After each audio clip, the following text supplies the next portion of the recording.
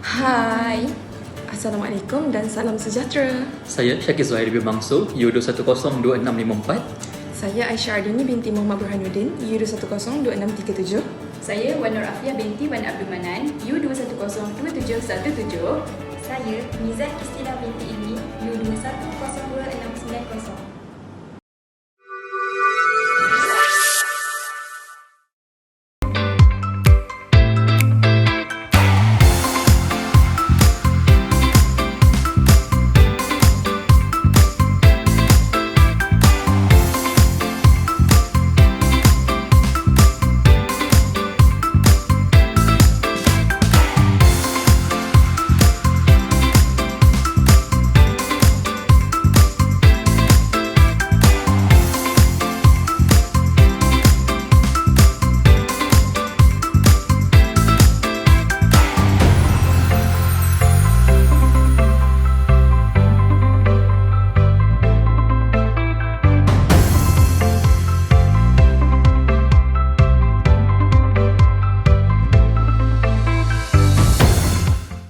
Assalamualaikum dan salam sejahtera. Jadi pada hari ini saya akan membentangkan mengenai pengenalan di dalam aspek dialek, bahasa dan politik.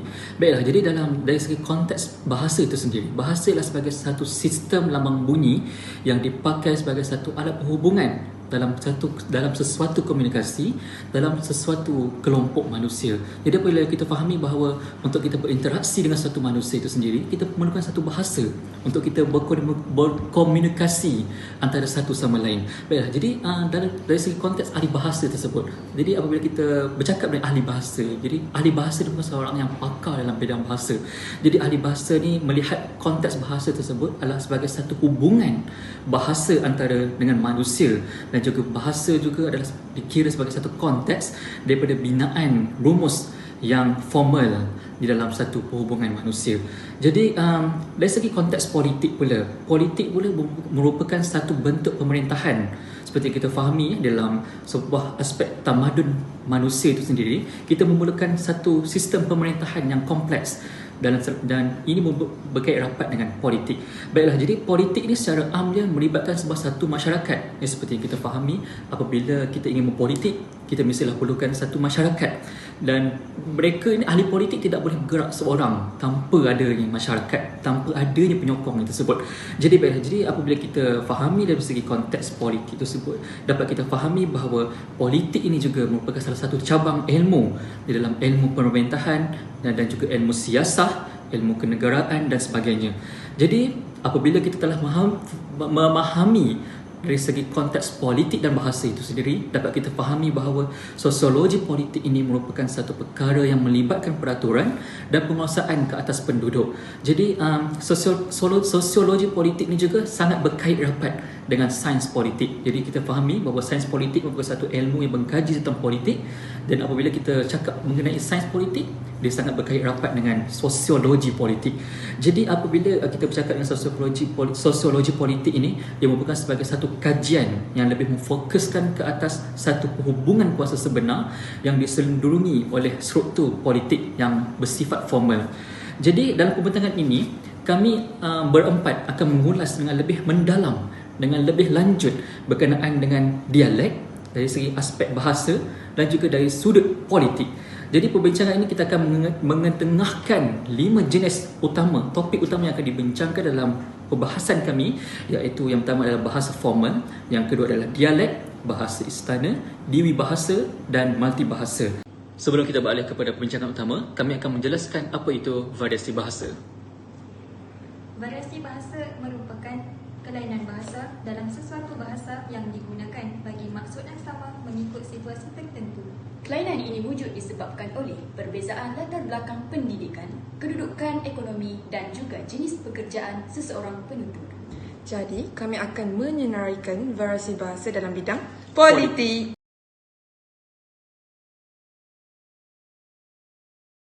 Bahasa formal ialah bahasa yang digunakan dalam konteks atau hubungan rasmi seperti dalam majlis kerajaan, dalam perbincangan rasmi dan digunakan oleh media massa. Kebiasaannya, penggunaan bahasa formal ini mematuhi aspek tata bahasa yang sempurna, di mana dapat kita lihat Penggunaan struktur ayat yang digunakan adalah lengkap dan gramatis. Bahasa formal ini juga mengutamakan penggunaan kosa bahasa yang lebih halus dan sopan. Saya, Wong Kar-Wah, setelah dipilih sebagai seorang ahli Dewan Rakyat, dengan sesungguhnya bersumpah bahawa saya akan dengan jujur menunaikan kewajipan-kewajipan saya sebagai yang demikian dengan segala daya upaya saya, bahawa saya akan menumbuhkan taat setia yang sebenar kepada Malaysia dan akan memelihara, melindungi serta mempertahankan perlembagaan. Umum mengetahui bahawa majlis mengangkat sumpah dalam kalangan ahli politik kebiasaan yang menggunakan bahasa formal yang mempunyai unsur tata bahasa yang sempurna. Daripada video ini, dapat kita lihat ayat yang digunakan oleh penyumpah dalam majlis mengangkat sumpah tersebut. Ayat yang digunakan adalah ayat yang lengkap dan tersusun. Hal ini kerana ahli politik akan menggunakan bahasa formal dalam situasi rasmi, contohnya seperti majlis mengangkat sumpah.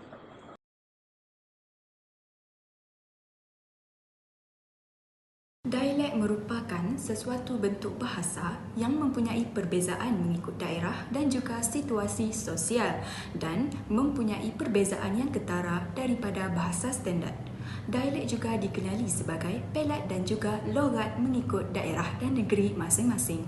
Dialek dapat dikesan melalui kosakata, sebutan dan tata bahasa. Dialek Kelantan, Terengganu dan Kedah mempunyai perbezaan yang ketara dan juga mempunyai kelainan logat yang ketara berbanding dengan negeri yang lain. Kerana ada SOP di negeri lain, bazar Ramadan pukul 12. Kita pukul 10. Pasal PKP khusus untuk Kedah 5 daerah tu diumum dulu. Kemudian tu barulah berlaku permohonan daripada dua negeri, Kelantan dan Selangor, untuk buat PKP.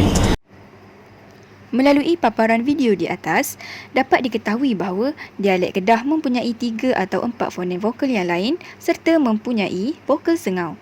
Dalam dialek ini juga, dialek Melayu Kedah bukan saja amat penting kepada proses fonetik, malah penting kepada proses nasalisasi. Secara umumnya, dialek Kedah turut mempunyai beberapa persamaan dengan dialek negeri utara yang lain, iaitu Pulau Pinang dan juga Perak.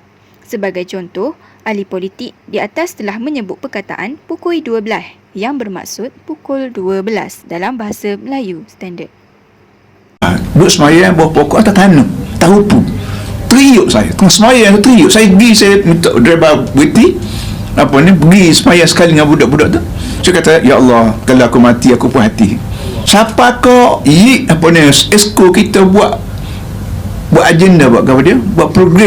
Melalui video yang dipaparkan, tidak dinafikan bahawa dialek Kelantan mempunyai sedikit persamaan dari segi sebutan perkataan. Dialek Kelantan juga turut dipengaruhi oleh kawasan Melayu Thailand yang dikenali sebagai dialek Patani. Dalam dialek Kelantan, terdapat beberapa perkataan yang mempunyai maksud yang berbeza.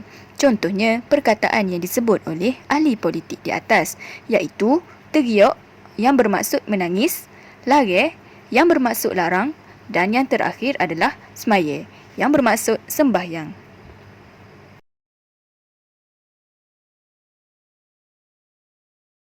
Bahasa istana ialah bahasa yang digunakan oleh kerabat diraja antara sesama mereka, oleh kalangan diraja kepada orang biasa dan oleh kalangan penutur biasa kepada raja.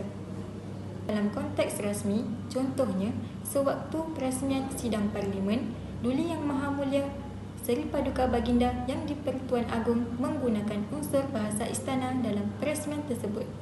Ungkapan yang berunsurkan pemulukan seperti ke bawah Duli Yang Maha Mulia merupakan kata-kata sanjungan bagi raja. Contoh panggilan kehormat yang digunakan dalam bahasa istana ialah Baginda, Tuanku, Yang Maha Mulia dan Yang Amat Mulia. Ahli-ahli yang berhormat, pada 24 Februari 2020 yang lalu, naratif lanskap politik negara telah sekali lagi digegarkan menerusi peletakan jawatan Perdana Menteri Malaysia yang ke-7. Sekitar jam 5 petang pada hari yang sama, beta telah berkenan menerima menghadap Yang Berhormat Tun Dr. Mahathir bin Mohamad. Dalam pertemuan tersebut, Beta telah meminta Yang Berhormat Menerusi video ini, ahli politik menggunakan unsur bahasa istana sewaktu peresmian sidang parlimen. Jelaslah bahawa bahasa istana merupakan bahasa terhormat kepada kerabat diraja. Contoh yang dapat kita lihat daripada video ini, ahli politik juga mengungkapkan unsur pemulukan, di mana seperti yang kita tahu, unsur pemulukan ialah kata-kata sanjungan bagi kerabat diraja. Contohnya, seperti ke bawah Duli Yang Maha Mulia. Selain itu, dalam video ini juga mempamerkan tentang sistem panggilan terhormat. Dalam video ini juga menunjukkan sistem panggilan terhormat yang digunakan ialah Tuanku, Baginda, Yang Maha Mulia dan Yang Amat Mulia.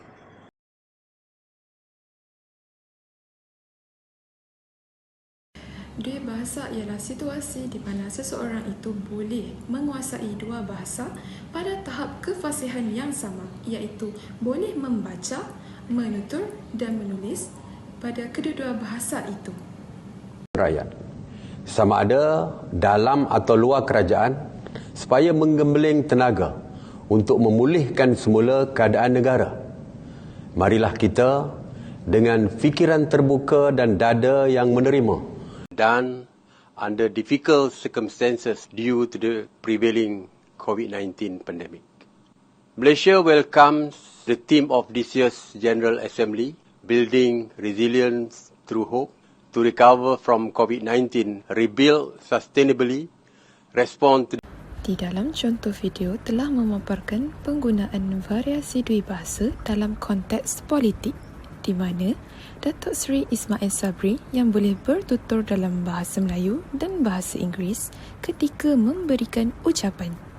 Begitu juga dengan Tun Dr. Mahathir yang fasih bertutur dalam bahasa Melayu dan bahasa Inggeris. Beliau memberikan ucapan dengan jelas dalam bahasa tersebut. Multibahasa memperlihatkan seseorang individu itu boleh menguasai lebih daripada dua bahasa pada tahap kefasihan yang sama ataupun berbeza dan digunakan untuk tujuan tertentu. Benar bahawa kita tak sangka pun keadaan kewangan begitu teruk sekali, dan sesuatu yang amat mengejutkan ialah seperti mana yang diumumkan oleh Yang Amat Berhormat Perdana Menteri, di mana beliau menyatakan bahawa hutang Kerajaan Persekutuan sebenarnya adalah melebihi 1 trilion ringgit, dan itu adalah hasil daripada siasatan kami, di mana kita nak tahu apakah kedudukan hutang sebenarnya. Dan kita sektor is private investment. It's not for a public investment. I've told the Prime Minister that we don't have the money and he knows it. So it's not from public funds. It's not like another proton, no. Variasi multibahasa dalam konteks politik dapat dilihat melalui ahli politik iaitu Lim Guan Eng. Ciri multibahasa diperlihatkan kerana beliau berbangsa Cina. Jadi, bahasa utama yang dituturkan oleh beliau ialah bahasa Mandarin. Selain bahasa Mandarin, beliau mampu bertutur dalam bahasa Melayu dan bahasa Inggeris. Dalam video, beliau telah berbicara dalam bahasa Melayu dan bahasa Inggeris berkaitan dengan kewangan negara. Dapat dikatakan beliau seorang multibahasa.